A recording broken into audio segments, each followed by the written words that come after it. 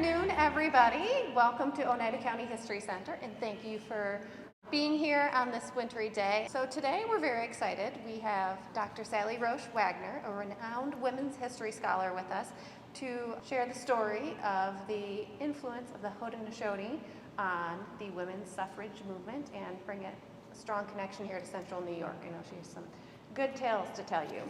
She's a major historian of the suffrage movement and founding director of the Matilda Joslyn Gage Foundation. She was awarded one of the first doctorates in the country for work in women's studies at University of California, Santa Cruz, and she's appeared on CNN, several PBS documentaries, and the BBC, just to name a few. Her articles have appeared in countless publications, including Ms. Magazine, USA Today, and Northeast Indian Quarterly. And she has a number of books, including Sisters in Spirit. Dr. Roesch Wagner has taught women's studies for over 53 years and is currently in the Syracuse University Honors Program. Dr. Roesch Wagner.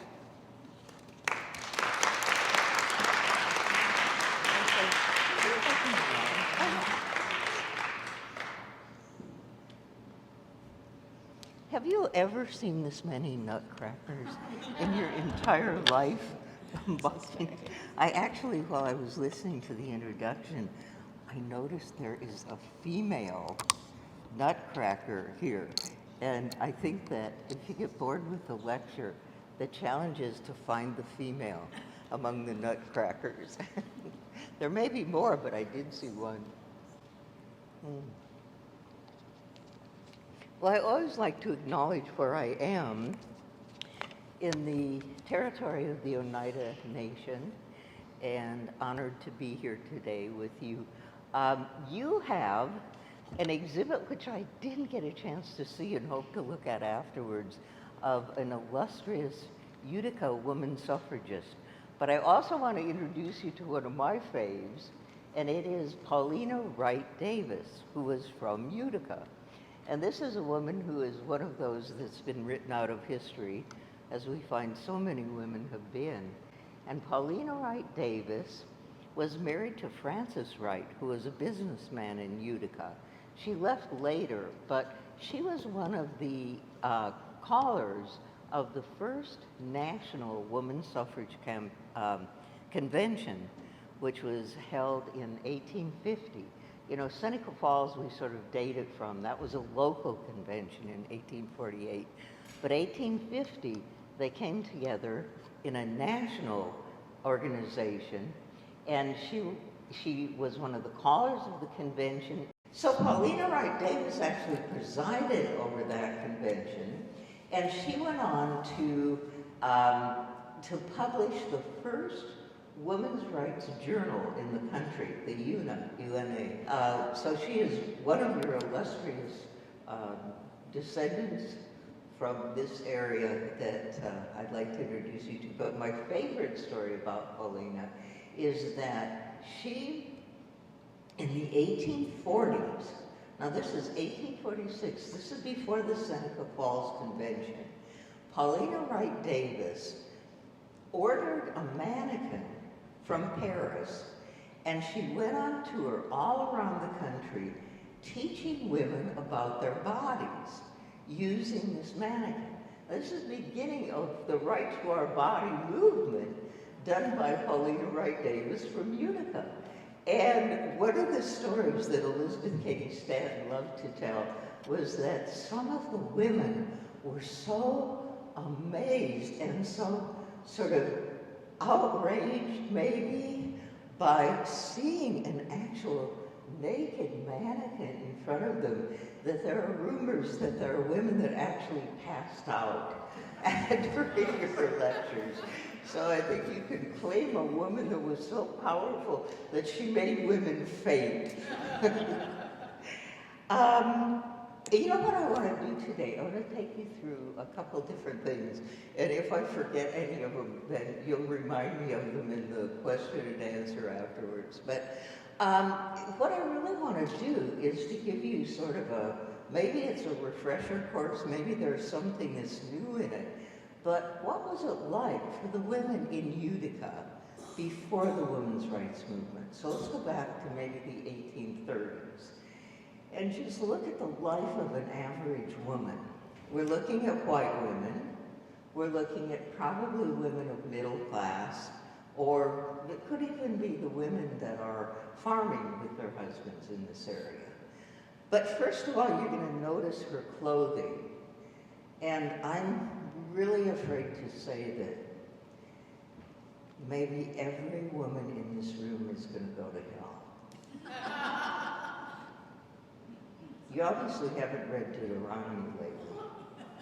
Woman shall not take unto herself that which pertaineth to man. And I know it happened in Syracuse. My guess is it happened in Utica.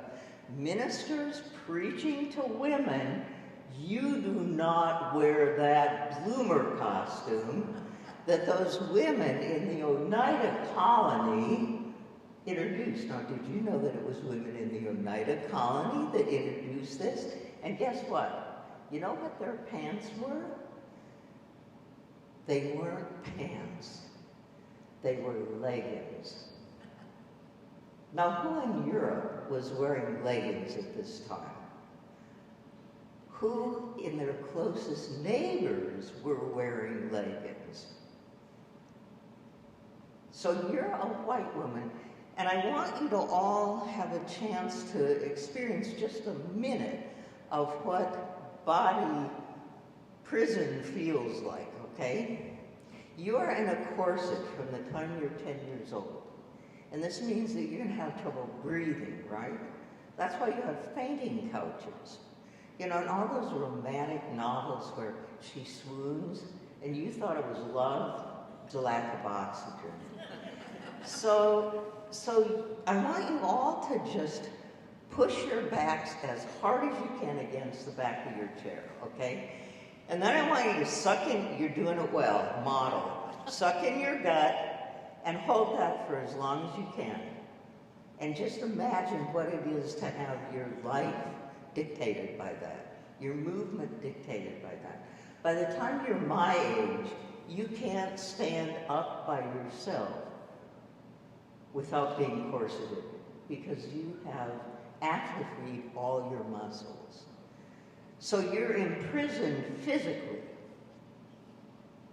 Your husband, you know what he has the right to do? I don't want to offend anybody, but he has the right to beat you as long as he does not inflict permanent damage.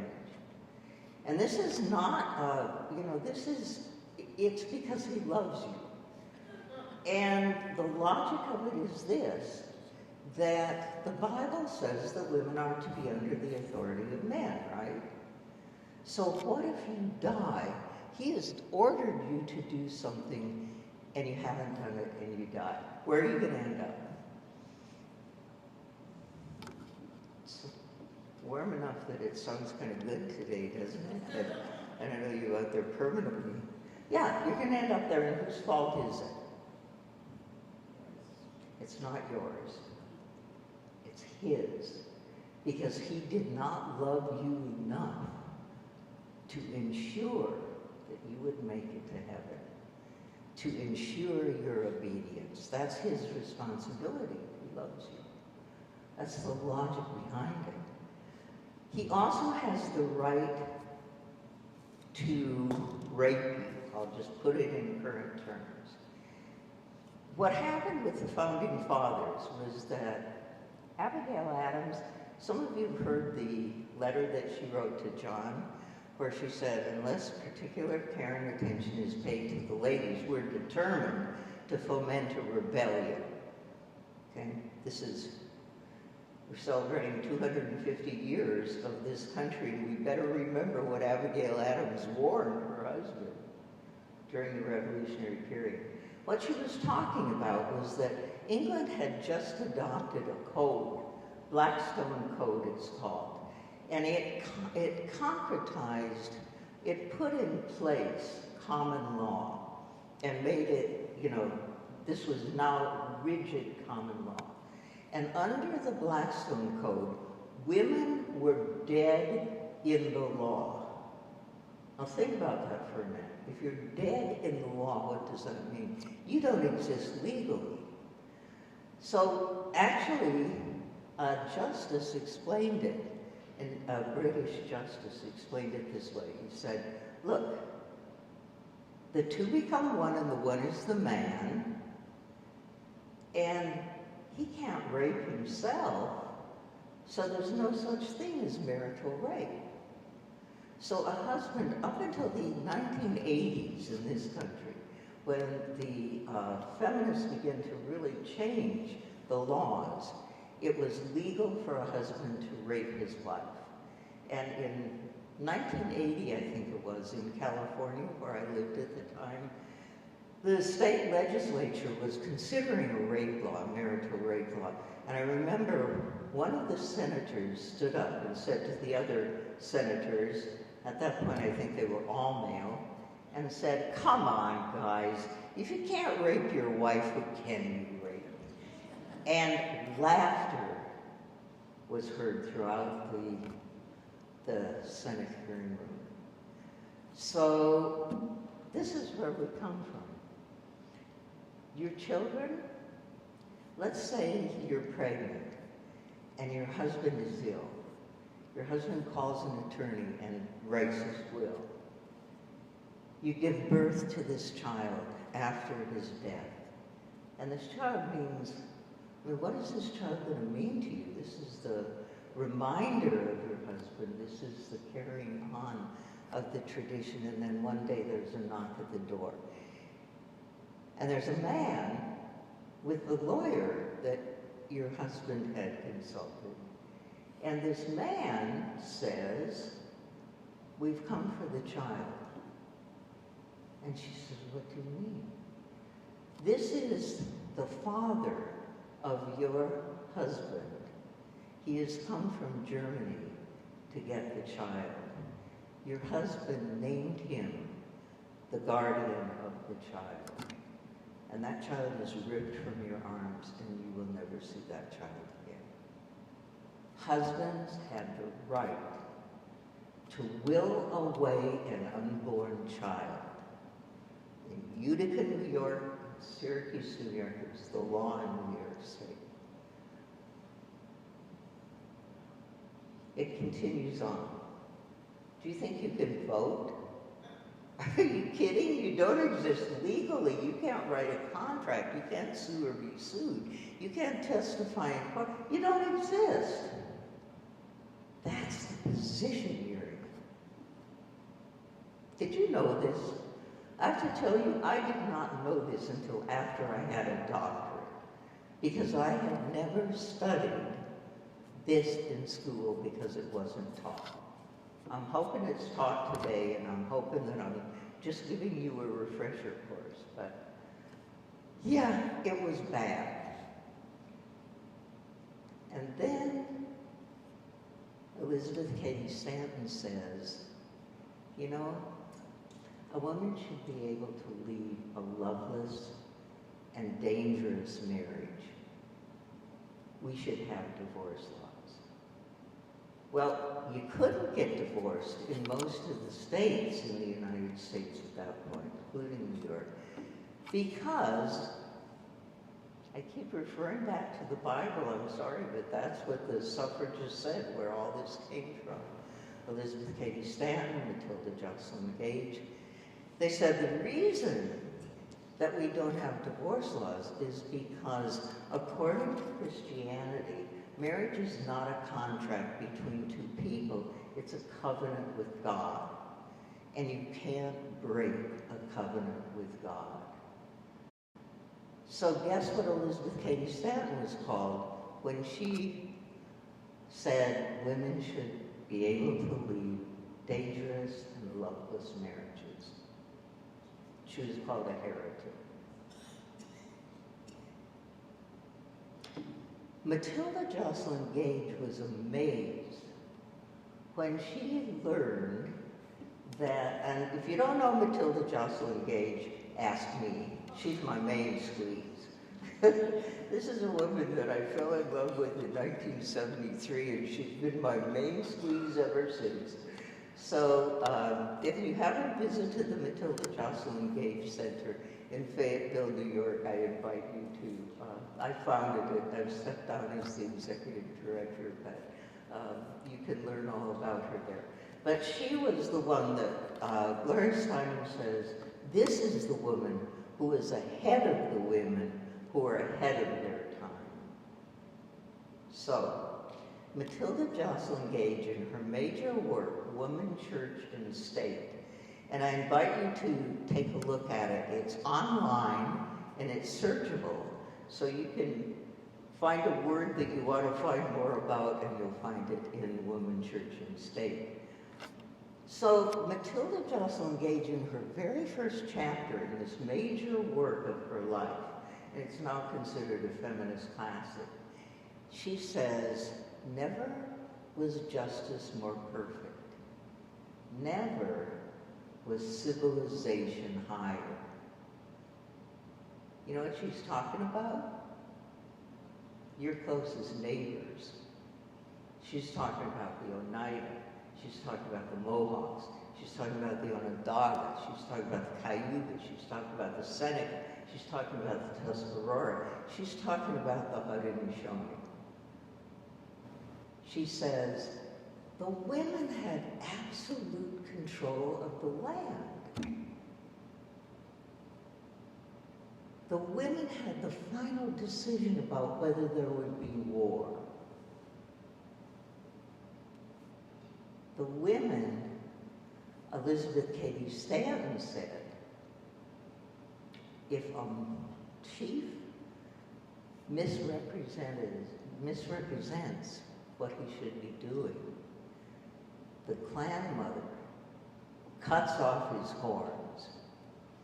And I remember, now that's a pretty strong metaphor, isn't it? Cuts off his horns. I remember I was lecturing with Audrey Shenandoah, who was the Eel Clan mother of the Onondaga Nation at the time. She's since passed.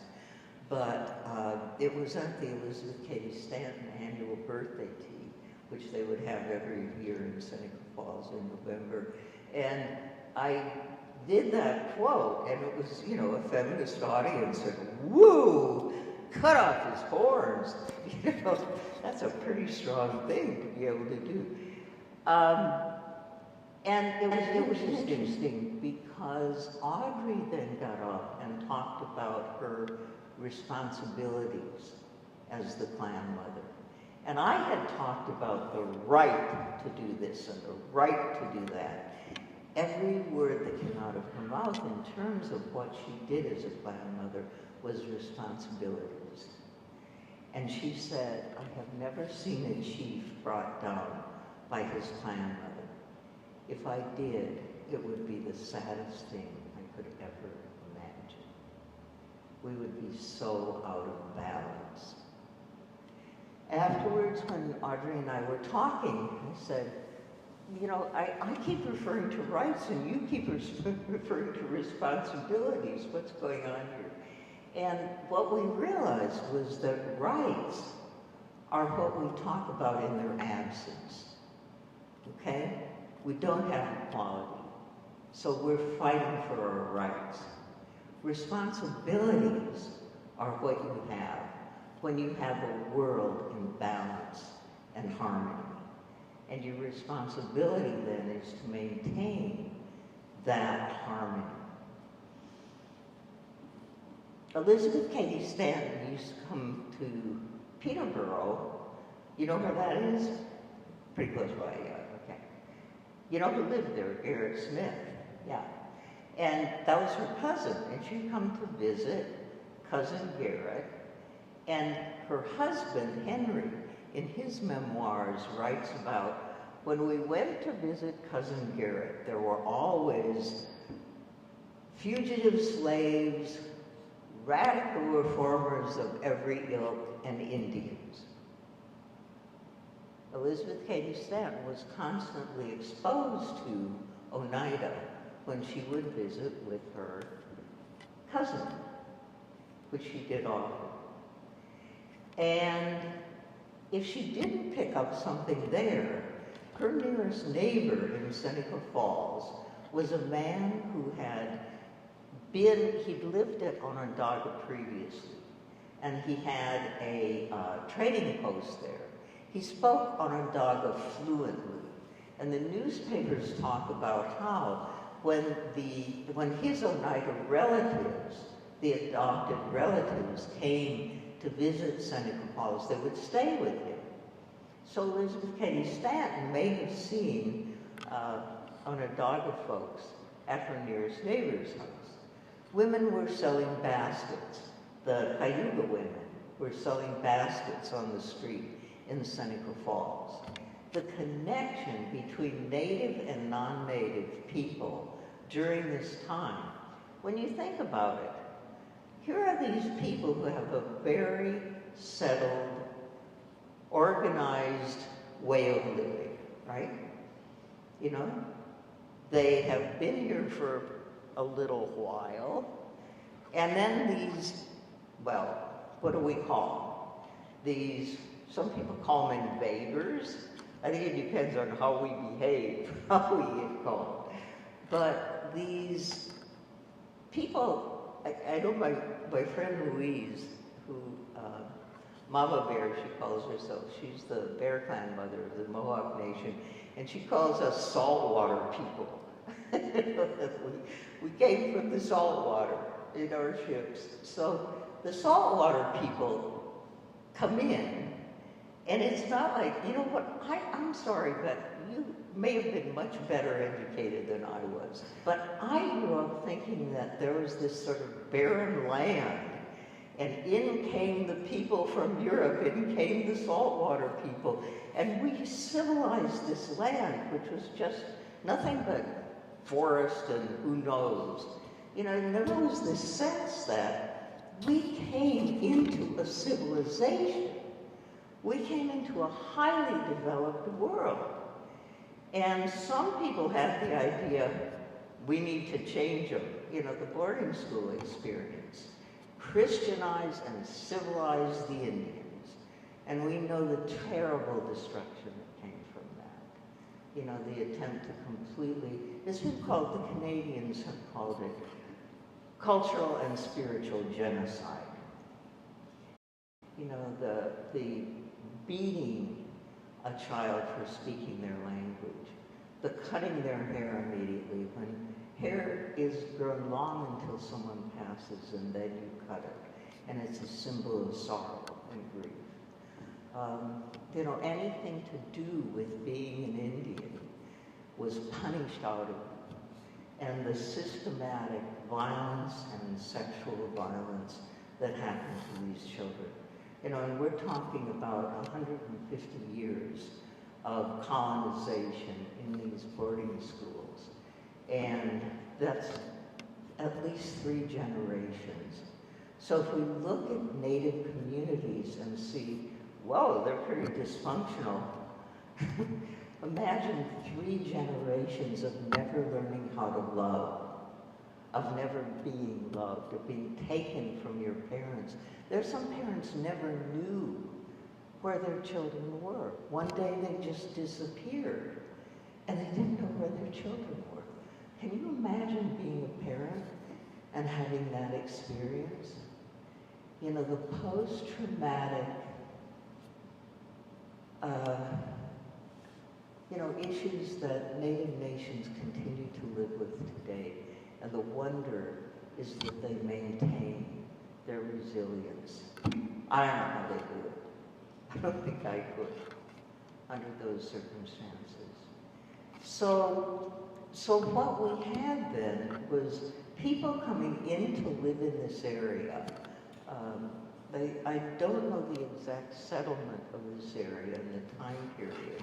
I think Rebecca would be able to inform us a whole lot more about that.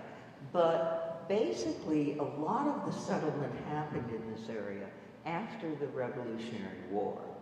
And you know about the Sullivan-Clinton campaign, when General Washington issued an order to the officers in the field. He pulled out the largest number of Revolutionary War soldiers for any action was to go through Haudenosaunee territory.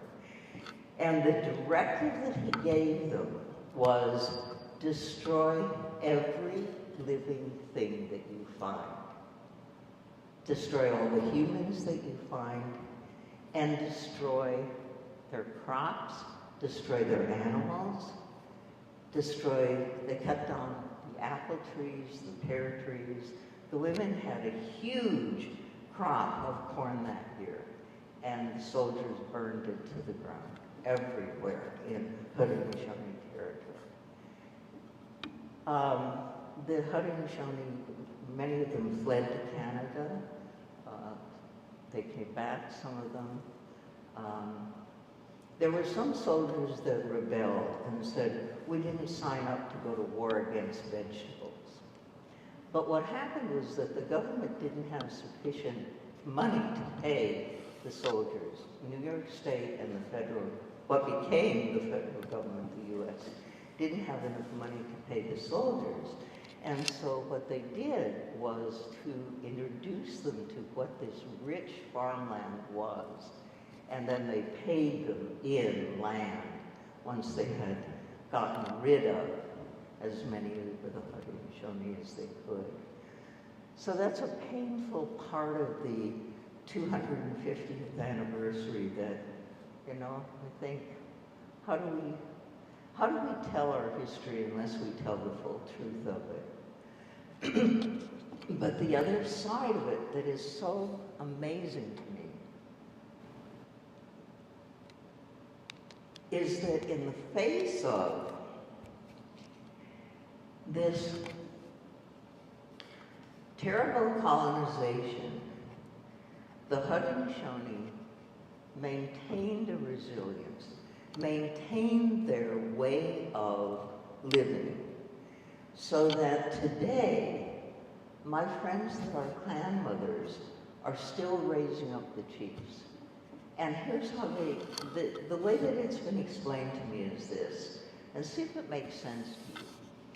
The traditional way of living was in a longhouse, and it was the mother and the father and the sisters, and when the sisters married, their husbands would come to live in the longhouse with them. And all the sisters were together, and the unmarried brothers. And then when the brothers married, they went off to live with their wives. So what you have is a system where lineage is through the female, not the male. So I was trying to explain illegitimacy to an Onondaga friend of mine once. You know, it was something we were reading, and the word illegitimate was in it. And she said, I don't know this word. What is illegitimate? An illegitimate child. And I said, well, that's when you don't know the father, or the father isn't acknowledged. And she couldn't get the concept behind her head. She said, but you always know who your mother is. What does it matter? So the children then are raised by their mothers, because all the sisters are there. And here's the grandma watching these boys, the children grow up. And this grandma is the clan mothers. She's watching for these boys who will watch out for everybody else. Not the ones who put themselves forward. You know, she's watching them play lacrosse. And here's this little boy who has a chance to make a really, man, I would be a hero if I did this. And instead he passes. Instead he plays with the team. He doesn't do it for himself. He's always thinking about the community. And he watches to see, here's an elder who needs an arm. Here's somebody who may be thirsty, I'll get him something to drink. She then starts grooming him to be a leader. What kind of leaders do you end up with if that's what you're looking for? Not somebody who puts themselves forward. Because the chief's responsibility, if you know, we tend to think in terms of hierarchy, right? President's up here and, you know, supposed to be listening to us, but maybe that isn't always the case. But imagine if you have a system where you have a woman who is the eyes and ears of the people, and that woman is the clan mother, and she listens to the people to hear what they want and they need. And then she takes it to the chief, who is the voice of the people. And the chief has to listen to the clan mother, and the clan mother has to listen to the people. That's the process. So the chief has to be making every decision for the 7th generation. And if he makes a decision that helps him, or helps just his, small group of people in the clan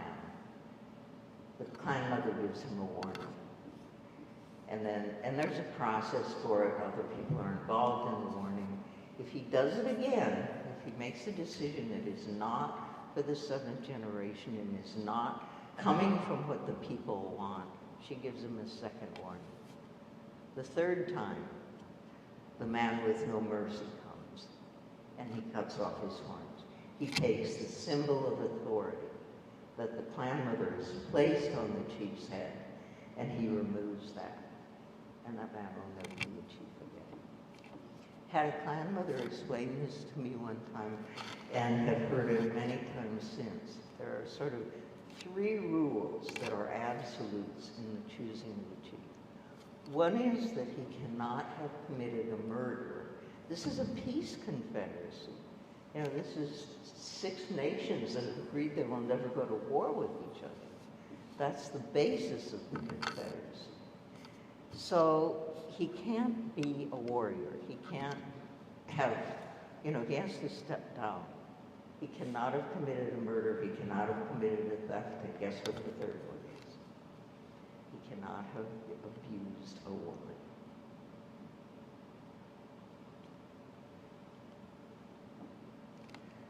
I'm not even going to say anything about our means of election and whether or not this is ever a consideration for us, but imagine a system of government in which that man could never become a leader. When they move into the territory of the Haudenosaunee, they see a world in balance and harmony despite what George Washington demanded with the Sullivan-Clinton campaign.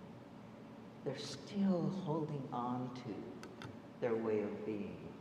Imperfect, yeah, but they're still holding on to it. So imagine that you're a suffragist. Imagine again that you've been told you're going to hell and that you've got your back up against the back of the chair. Imagine that you have no right to your children. Imagine that you have no right to your property. When you marry, every single thing that you own becomes your husband's property. And every single thing that you bring into the marriage becomes his, and he can do anything he wants to with it. Imagine that you then meet and learn from and know women who have political authority, women who have authority over their own bodies, women who the children come through the mother. The children are part of the female. Your kids at Onondaga can name who they are through. Here's my mother, here's my mother's mother, here's my mother's mother's mother, all the way back. I try to take my lineage back, and I can't make it back 3 generations because Mrs. Mann loses her identity. I can do it through the patriarchal line. But my mother's mother's mother's mother? Try it. Maybe there's a genealogy process today that allows that, but I haven't been able to find it if there is, or haven't looked hard enough. So, let me give you one other story. Lucretia Mott. Do you know that name? It's a Quaker woman, very important in the women's rights movement. Lucretia Mott, in the summer of 1848, goes not first to Seneca Falls, she goes to Cattaraugus. She goes to the Seneca community where the Quakers, the Philadelphia meeting, has a support that they've been doing for since the 1700s with the Seneca. So she and James, her husband, spent a month with the Seneca.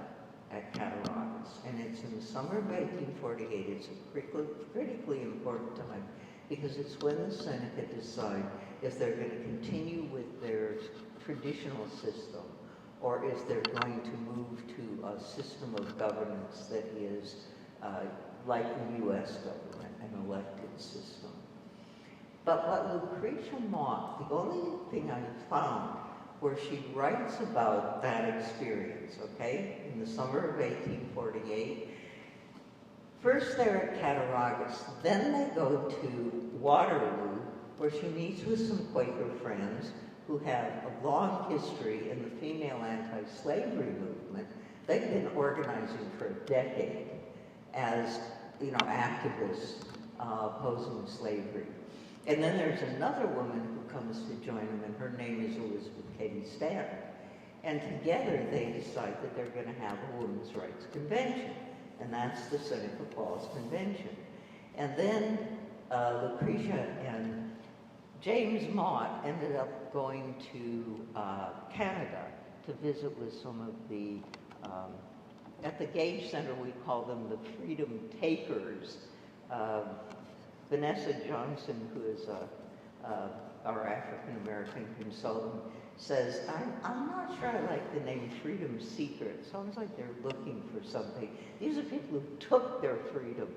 So Lucretia and James go into Canada and see people who have taken their freedom and fled to freedom in Canada, where slavery was outlawed. What does she write about?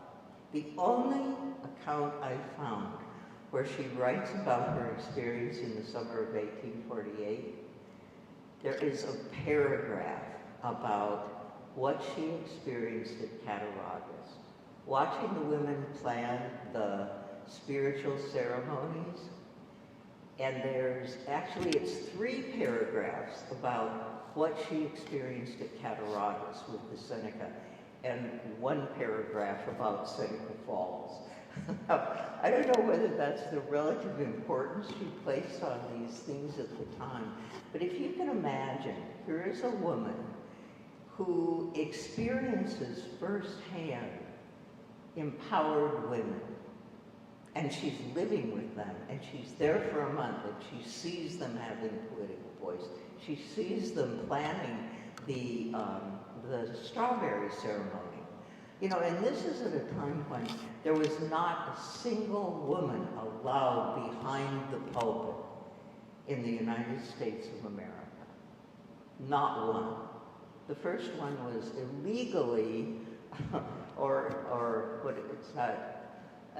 ordained but not recognized by the Congregational Church, and that wasn't until the 1850s. So this is a time when Quaker women can speak in meeting, but everybody can speak in meeting. It's not a pulpit. But, the Bible, New Testament, women shall not be behind the altar. So she's seen women plan the spiritual ceremony. This is unique to her. She's seeing women with political voice. She's seeing children who are the children of their mothers. She's seeing everything that I've talked about and more.